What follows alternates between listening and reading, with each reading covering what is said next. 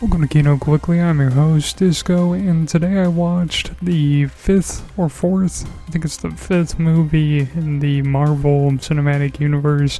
This is, of course, Captain America, the First Avenger, which that title doesn't really make much sense since he's actually the fourth Avenger introduced. Iron Man already has 2 movies, Thor already got one, and Hulk got one.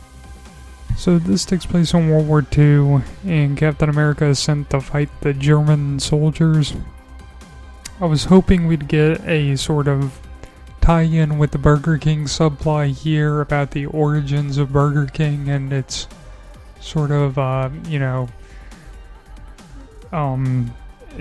its sort of involvement in the Marvel Cinematic Universe, but we don't really get any of that attention to detail here.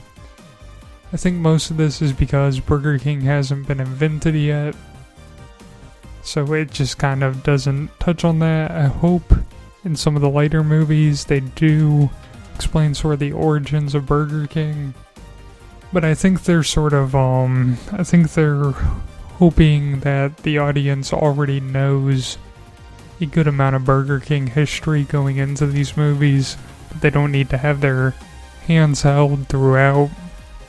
So when in Germany, Captain America does a lot of vacationing. He doesn't do a lot of fighting. There's a couple of fight scenes, but most of the time is spent sightseeing and going on vacation.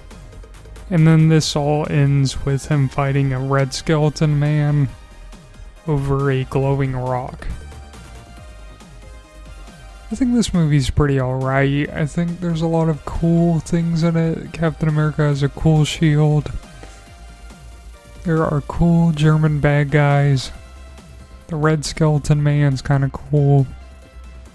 I'm really sad that they killed off the red guy in this movie because I thought this series really needed more colorful characters. You have the Hulk who's green, and you have the Red Man who's red, but he is killed after this movie, so you don't really have him anymore in the series, and that's sort of disappointing.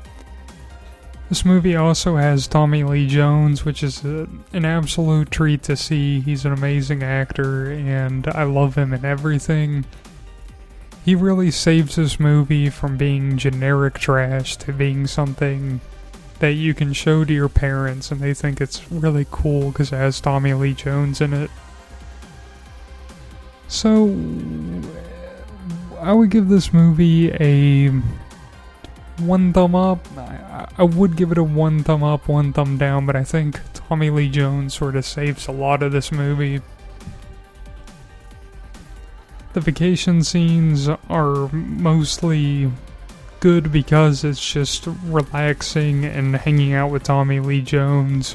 Captain America sort of takes a back seat, and the story does too. And you just have Tommy Lee Jones going to these beautiful locations and talking about them and cracking jokes. It's very interesting to see. So to reiterate, I'm going to give this movie 1 thumbs up, and I would definitely recommend you see this one.